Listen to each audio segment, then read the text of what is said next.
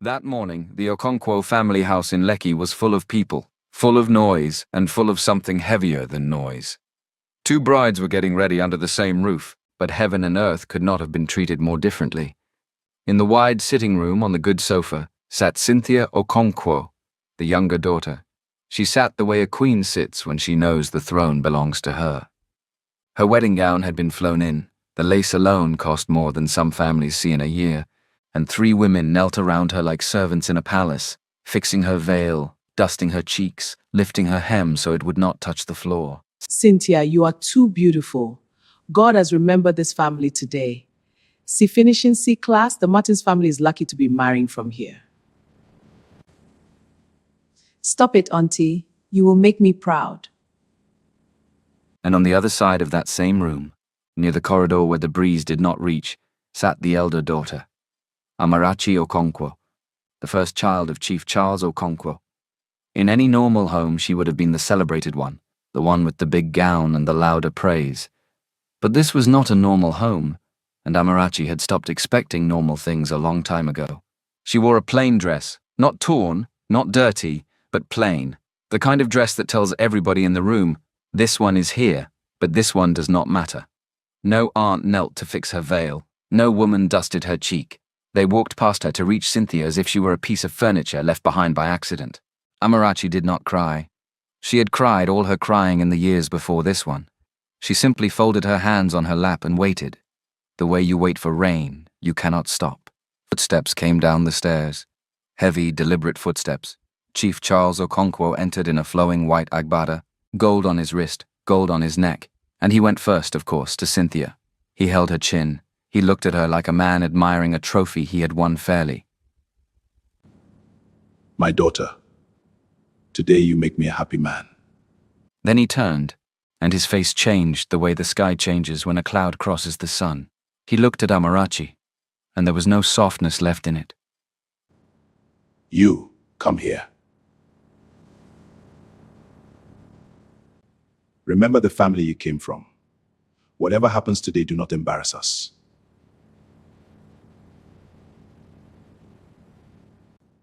Do not stand in front of people and behave as if you are not trained.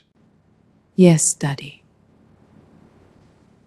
A fine gown can cover the body, but it cannot cover a poor spirit.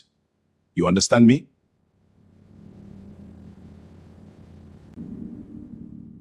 Yes, Daddy. He held her gaze one moment longer, as if waiting for her to break, and when she did not, he simply walked away to go and laugh with the men. Amarachi went back to her corner, but Cynthia had heard, and Cynthia was smiling. She rose in all her lace and floated across the room, the picture of a kind sister, and crouched beside Amarachi where the visitors could see. Sister, I feel so bad for you. Honestly, maybe we should switch grooms. Let fate decide who marries who. I would not mind. The aunts gasped at how kind Cynthia was, how generous, how soft her heart. Enough of that nonsense. Everything has been arranged. Nobody's switching anything. I only wanted my sister to know that I care.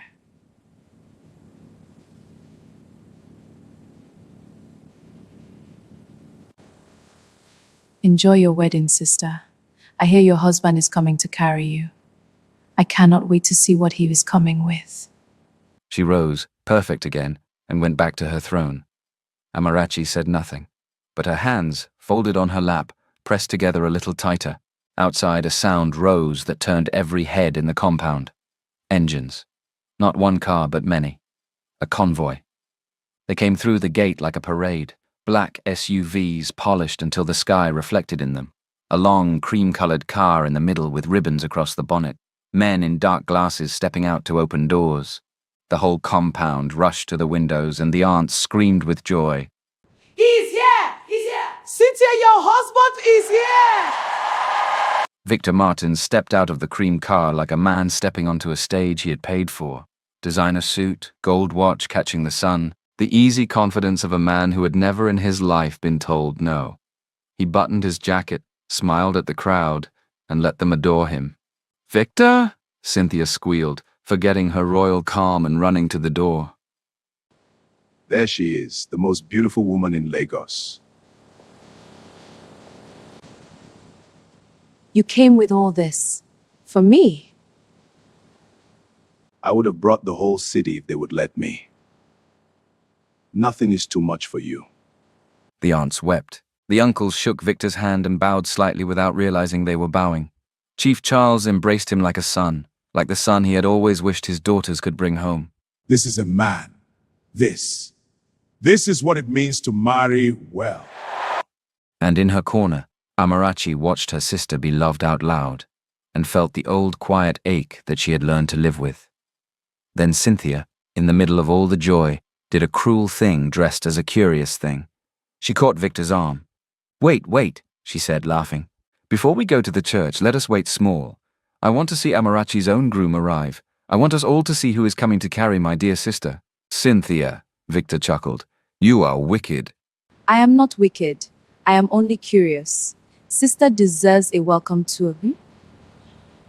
And the whole compound, hearing this, began to gather near the gate, popcorn in hand, phones ready, waiting to see what the poor sister's husband would come with. They did not know they were about to witness something that would be told and retold for the rest of their lives.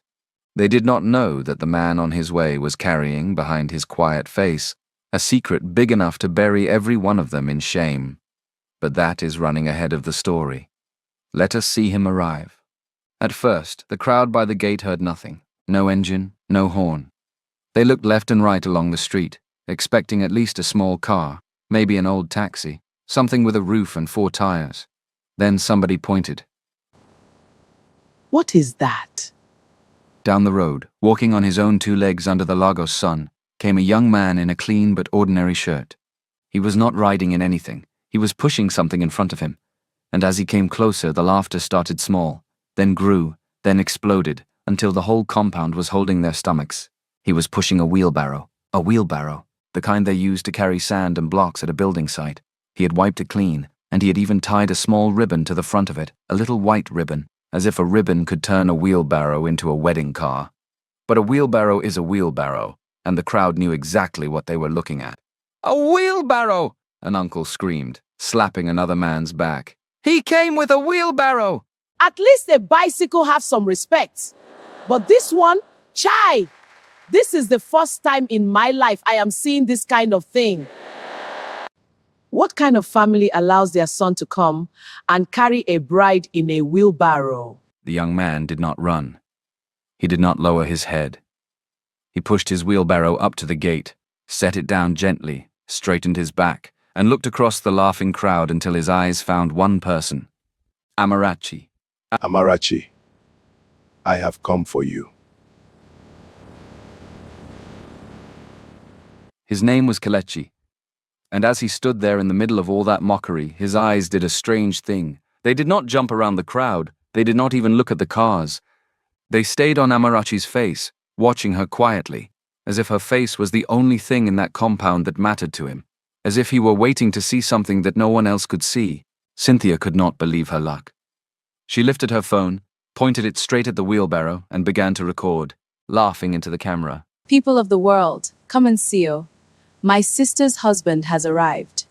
In a wheelbarrow. This one is going everywhere. Everybody must see this. Cynthia, Stop it. Stop what? I am only documenting your happy day. Smile for the camera, sister. Victor folded his arms and shook his head with a slow, mocking smile. He raised an imaginary glass into the air. My people, let us toast to the bride.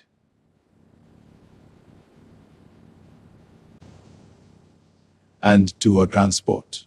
The crowd roared. Some of them actually clapped. Through all of it, Kelechi stood by his wheelbarrow and said nothing. But his jaw was set and his eyes were still on Amarachi, still waiting, still watching to see what she would do. Chief Charles pushed his way to the front, his face dark with anger and shame. He looked at the wheelbarrow, then at Kelechi, then at the crowd that was laughing at his family, and he made a decision in his heart that he said out loud for everyone to hear. From this moment, this girl is no longer my problem. Whatever this is, whatever he has come with, she chose it. From today, Amarachi belongs to these people. The Okofulas Nast. The aunts murmured. Even some of the laughing people went quiet at that, because to hear a father throw away his own daughter in public, on her wedding morning in front of strangers, is a heavy thing. Amarachi heard it. She felt every word land on her like stones. Her own father washing his hands of her in front of the whole world beside a wheelbarrow. A small crowd gathered tighter, sensing drama, and an aunt who liked to stir pots leaned toward Amarachi. My dear, if you do not want this marriage, this is the time to talk. Nobody can force you. Just say the word and we will end it here. It was a trap, and Amarachi knew it. If she refused now, beside the wheelbarrow, in front of everyone, the shame would not fall on the man who brought it. It would fall on her. They would say Amarachi disgraced the family. They would say Amarachi is proud. They would say after everything the wretched girl still thinks she is too good. The blame would follow her for the rest of her life. You will not refuse this. There is no room for refusing. You have shamed us enough already. The crowd waited. Cynthia's camera waited. Victor's smile waited. And in the middle of all of them, Kelechi spoke, and what he said surprised everyone, including Amarachi. Let her choose. Amarachi, look at me. I will not let anybody force you. If you do not want this marriage, say so now. And I will turn around and push this wheelbarrow back the way I came. No one will ever blame you. I will carry the blame myself. So tell me the truth. Do you want this? For a moment, the whole compound was silent. Even the wind seemed to stop. A poor man with a wheelbarrow had just offered her something her own rich father never offered her. A choice, respect, a way out that cost him, not her. Amarachi lifted her head. She looked at the convoy, at the gold, at the laughing faces of the people who had never once been kind to her. Then she looked at the quiet man standing beside a wheelbarrow he had tied a ribbon to, the only person in that whole compound who had asked her what she wanted. I will marry him. The crowd gasped. Amarachi, say that thing again. I will marry Kelechi. I am tired of this house. I am tired of being a stranger where I was born. I do not want gold. I want peace. I want to be somewhere I am not treated like a burden. I have chosen, and I have chosen him. She has chosen poverty. Then let her go and enjoy her poverty. Since she has chosen, let her go. We have a real wedding to attend. And so they did a terrible thing. There was no farewell, no blessing, no mother to hold her face and weep, no song for the elder daughter. They dressed her in no special thing. They carried her in no special chair. They did not even look back at her as they climbed into their convoy and drove away to celebrate Cynthia. They left Amarachi standing at the gate of the only home she had ever known, beside a man and a wheelbarrow. Kelechi did not rush her. He waited until the last car had turned the corner, until the dust had settled, until it was just the two of them on the quiet street. Then he stepped to the wheelbarrow and held out his hand. It is a long road to where we are going. The sun is hot, and your shoes were not made for walking far. Sit. Let me carry you. Amarachi looked at the wheelbarrow, and for 1 second her pride rose in her throat. To sit inside a wheelbarrow and be pushed through the streets like a load of yams where anyone could see, where anyone could laugh. It was the most shameful thing a bride could do. But she looked at his face, and there was no mockery in it, only kindness, only a strange, steady patience. She took his hand. She lifted her plain dress, and she climbed into the wheelbarrow, and she sat down inside it. And then she did the thing that, though she did not know it, changed everything. She straightened her back. She lifted her chin. She folded her hands in her lap like a woman riding in a golden carriage, and she let no shame show on her face at all.